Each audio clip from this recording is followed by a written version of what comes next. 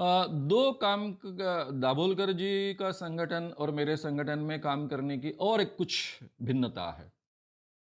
वैचारिक तो कुछ लोगों के सामने रख पाए, इस ढंग की भेद तो नहीं था। मैंने कहा कि भूमिका उन्होंने हमारी ही उठाई थी, इसलिए ये भेद बताना बड़ा मुश्किल है। लेकिन वो धर्म की कुछ चीजों के बारे में काफी कुछ बोलते थे। उसके काफी रिएक्शन समाज में आते थे। मैंने ये काम करते वक्त तय किया था कि मैं मंदिरों के बारे में नहीं बोलूंगा। मंदिरों में जो कुछ चलता है उसके बारे में नहीं बोलूंगा। बाबा लोग, मांत्रिक लोग जो लोगों को ठगते हैं, वहीं तक अपना काम सीमित करूंगा। इसलिए मैं हमेशा ये भेद करने में सफल हुआ कि मैं भगवान के खिलाफ नहीं हूं, धर्म के खिलाफ नहीं हूं, और इस कारण बाबाओं के पीछे या जिन लोगों को मैं एक्सपोज कर रहा हूं उनके पीछे आम आदमी कभी खड़ा नहीं हुआ। वो हमेशा मेरे साथ खड़ा हो पाया। ये एक भेद की बात थी। ये भेद शायद वो खड़ा नहीं कर पाए। दूसरी बात थी, हमारा काम करने का तरीका बहुत ही एग्रेसिव था। एक तरफ हम भगवान के खिलाफ बात नहीं करेंगे, धर्म के खिलाफ बात नहीं करेंगे, लेकिन जिनके खिलाफ हम बात करेंगे उनके खिलाफ बहुत एग्रेसिवली बात करते थे। लोगों को बहुत प्यार से समझाते थे, लेकिन जिन लोगों के खिलाफ हमने बोलना चाहिए, कुछ एक्शन लेनी चाहिए, वो बहुत एग्रेसिव होती थी। हम बहुत निडर लोग थे। और शायद इस कारण हमारा पूरे महाराष्ट्र में गुंडों को भी मन में डर पैदा हो, गुंडे लोग जो होते हैं उनके भी मन में डर पैदा हो, इस ढंग का वातावरण हम निर्माण कर पाए। उसका कारण भी था कि नागपुर एक बहुत बड़ा गुंडों का शहर है। बात बात पर वहाँ मर्डर्स होते हैं। ऐसे शहर में ही काम करने के कारण और बड़े बड़े बाबाओं को एक्सपोज करने के बावजूद किसी ने हाथ उठाने की हिम्मत न करना, ऐसा वातावरण खड़ा करना हमारे लिए बहुत जरूरी था। इस कारण इस ढंग से काम करने की हमारी जो क्षमता थी, उस क्षमता का हमने पूरे महाराष्ट्र में बहुत बड़े पैमाने पर प्रसार किया, प्रचार किया, और उस कारण किसी ने इस ढंग से हमारे साथ बर्ताव करने की कभी हिम्मत नहीं की। हम बहुत काम में एग्रेसिव है और वो नहीं।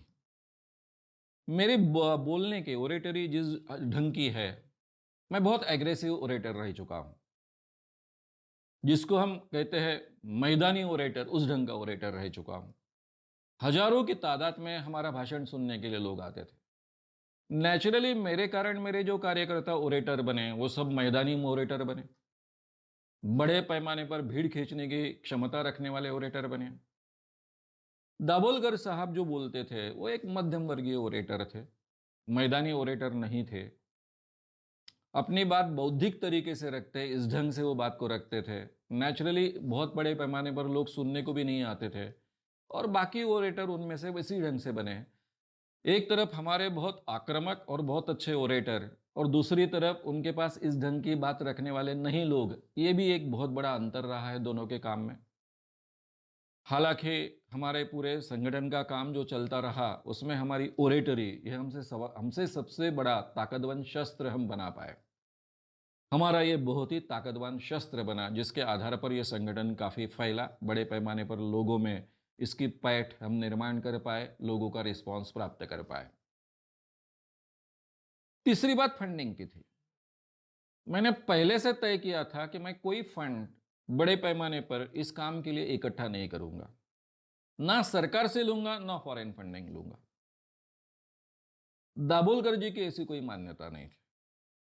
उन्होंने काफी बड़े पैमाने पर फंड इकट्ठा किए, कार्यकर्ताओं को मानधन भी देना शुरू किया, फॉरेन फंडिंग भी उन्होंने एक्सेप्ट किए।